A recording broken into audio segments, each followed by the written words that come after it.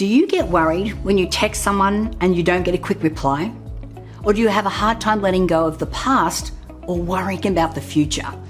Well, in a few moments, I'm going to reveal 5 things that you can do to become mentally stronger and to enjoy your life in the present moment.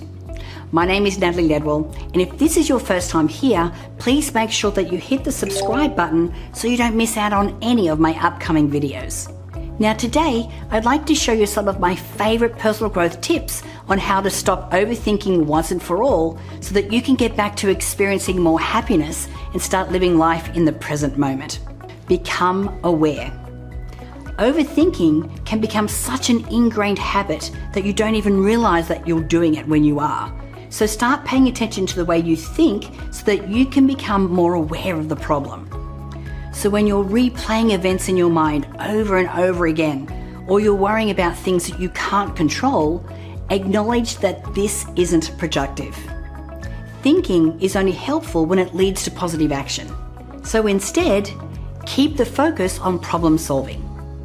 Dwelling on your problems isn't helpful, but looking for solutions is.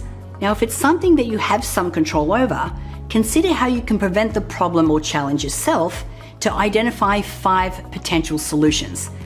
So if it's something that you have no control over, like a natural disaster, think about the strategies that you can use to cope with it.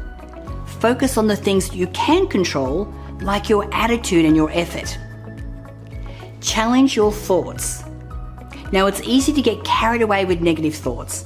So before you conclude that calling in sick is going to get you fired, or forgetting that one deadline will cause you to become homeless, acknowledge that your thoughts may be exaggeratedly negative. Now remember that your emotions will interfere with your ability to look at situations objectively. So take a step back and then look at the evidence. What evidence do you have that your thought is true?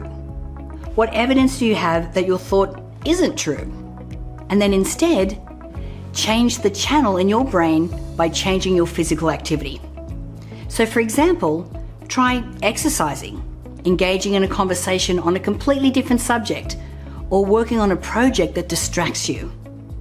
Doing something different will put an end to the vicious cycle of negative thoughts. And know that you can change a wrong decision. Now, it's normal to worry that you're choosing the wrong job, marrying the wrong person, or taking the wrong driving route home. But the mistake doesn't have to be a catastrophe. In fact, it could be an opportunity for growth. Now remember, overthinking often comes from the notion that you will make a grand final decision that will never change and must be correct. However, being comfortable with being wrong and knowing that your opinions and your knowledge of a situation will change with time, you can bring a sense of true inner freedom and peace. Trust your intuition. Overthinking has become second nature for so many of us that the idea of relying on our intuition to make a decision seems almost crazy. Yet, do you realize that when you do this, it may be because you don't trust yourself to make the right choice? Here's the thing. There's a real difference between fear and intuition. And the more that you build up your self-awareness, the more that you'll be able to differentiate between the two. Now, a good way to learn how to get in touch with your intuition is by paying attention to what makes you feel uncomfortable, as well as acknowledging the things that make you feel safe. When you know what makes you feel good and safe, you'll be more aware of the things that make you feel unbalanced as well. And being conscious of this will improve your ability to make intuitive decisions because you'll be more naturally in touch with your preferences. So I hope that by adopting these small changes in your life can help you feel more calm, at peace, and more empowered to make the right choices. And to help you stay more clear-headed and stress-free, I've created a mini guide with 10 holistic exercises to help you overcome stress and anxiety. Now, these exercises are so simple yet effective that you can do them anytime, anywhere. And I'll leave the link in the comment box below so that you can download it for free. Again, my name is Natalie Ledwell.